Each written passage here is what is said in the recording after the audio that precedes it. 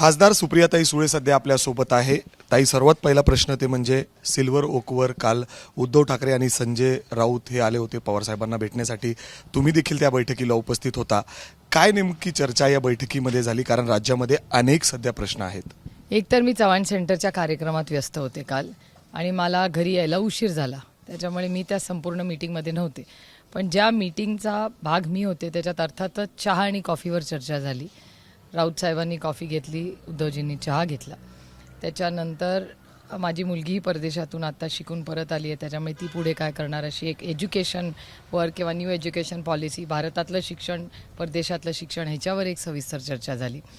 त्याच्यानंतर वाघ हे वाढत चालले आहेत देशामध्ये आणि त्याच्यामुळे त्याचं सायटिंग, ताडोबा, जंगलं आणि मॅन ॲनिमल कॉन्फ्लिक्टवर सविस्तर चर्चा झाली. कारण चव्हाण सेंटरच्या माध्यमातून प्रतिभा शिंदे जे आहेत त्या अनेक वर्ष या आदिवासी राईट्स आणि फॉरेस्ट राईट्सवर काम करत आहेत आणि केंद्र सरकार आणि महाराष्ट्र सरकारच्या एका पॉलिसीमुळे असं होतं आहे की जंगलातले जे आदिवासी लोक आहेत, ज्या अनेक वर्ष त्यांनी जंगलं वाचवली आहेत, त्यांना तिथून बाहेर काढण्याचं कट कारस्थान कोणीतरी करत आहे. त्याच्यामुळे सविस्तर आदिवासी बांधव, त्यांच्या समोरची आव्हानं, न्यू एज्युकेशन पॉलिसी, त्याच्यानंतर ॲनिमल मॅन कॉन्फ्लिक्ट आणि जंगलं, पर्यावरण, होणारा पाऊस, त्यांनी होणारं नुकसान, गारपीट, असे अनेक अतिशय देशा आणि राज्याच्या समोरच्या महत्त्वाच्या मुद्द्यांवर अतिशय चांगली चर्चा झाली. ताई, ही चर्चा झाली असेल, त्याचबरोबर सध्या महाविकास आघाडीमध्ये जी वेगवेगळी मतं दिसत आहेत, खास करून पवारांनी जे आत्ताच अलीकडं मुलाखतीमध्ये JPC बद्दल उल्लेख केला, EVM मशीनबद्दल उल्लेख केला.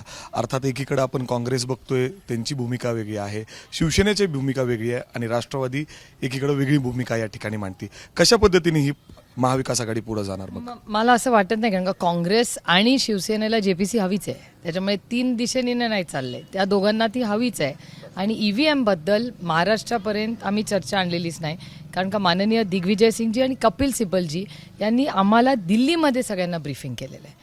त्याच्यामुळे ते आम्ही बाकीच्या सगळ्या आमच्या संघटनेतल्या सहकाऱ्यांना ते अजून प्रेझेंटेशन पण दाखवलेलं नाही आहे.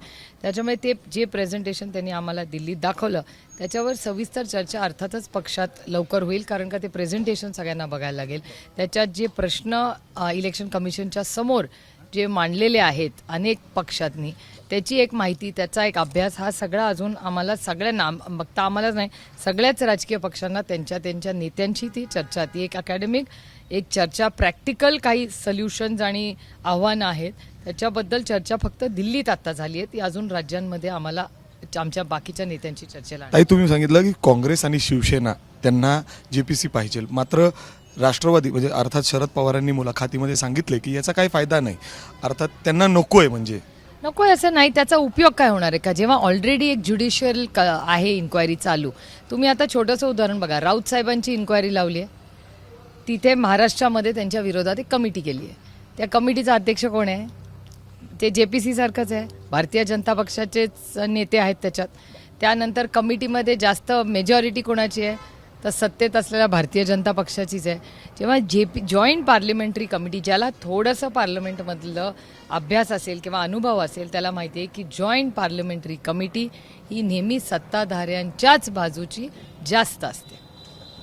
ताई, ह्याच्या व्यतिरिक्त दुसरा प्रश्न म्हणजे आपण बघितलं तर अजित पवार आणि सुनेत्रा वहिनींवर अर्थात ईडीने अर्थात त्यांचे बरेच काही आतापर्यंत कागदपत्र होते, अर्थात त्यांचं नाव देखील आहे त्यामध्ये, मात्र त्यांच्या विरोधात या सगळ्या प्रकरणामध्ये त्यांनी कुठलाही गुन्हा दाखल केलेला नाही.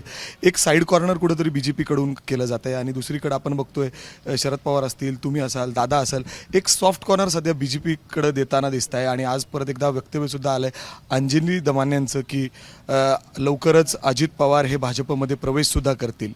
आता अंजलीताईंच्या स्टेटमेंटचं क्लॅरिफिकेशन मी कसं देणार? तुम्हाला ते अंजलीताईंनाच विचारावं लागेल पहिलं.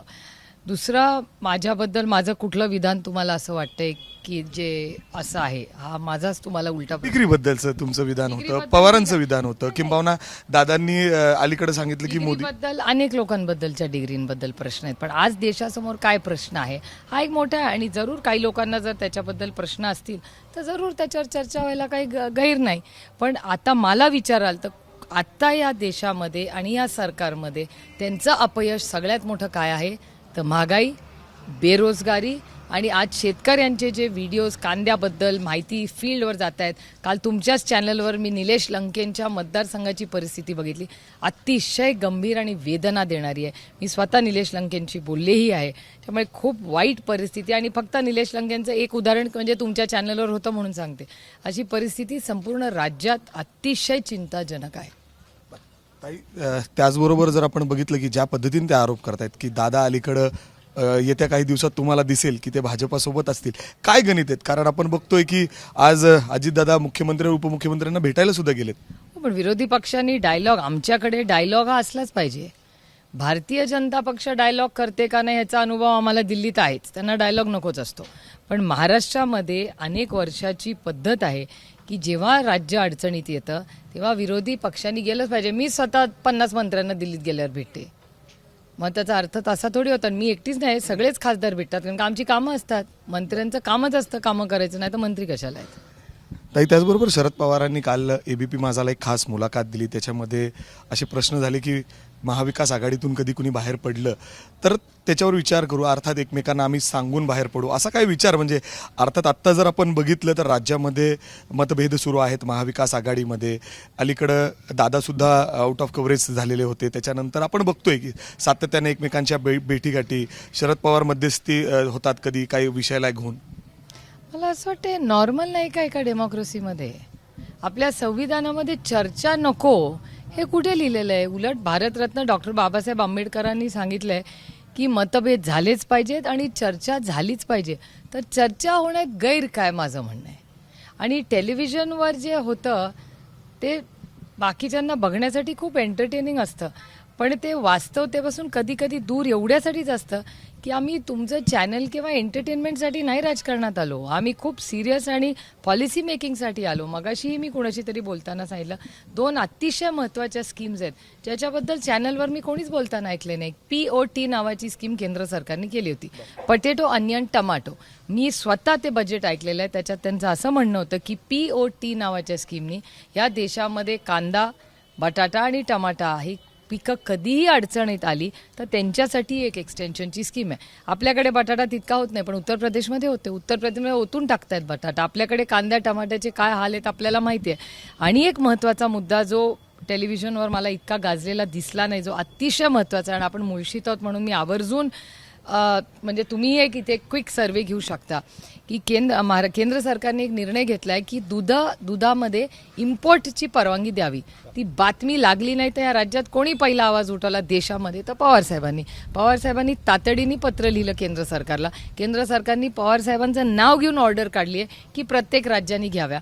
आणि आदरणीय याचे मंत्री आपले माननीय विखे पाटील साहेब त्यांनी काहीतरी त्याच्यावर स्टेटमेंट केलेलं आहे. पण माझं म्हणणं आहे की केंद्र सरकारनी पवारसाहेबांनी लिहिलेल्या पत्रावर ऑर्डर त्यांच्या लक्षात आलं की आपल्याकडून काहीतरी चुकलेलं आहे. तुम्ही इथे मुळशीकरांना विचारा, तुम्हाला चालेल का दूध परदेशातून आलं तर ह्यांचे काय हाल होतील विचारा त्यांना.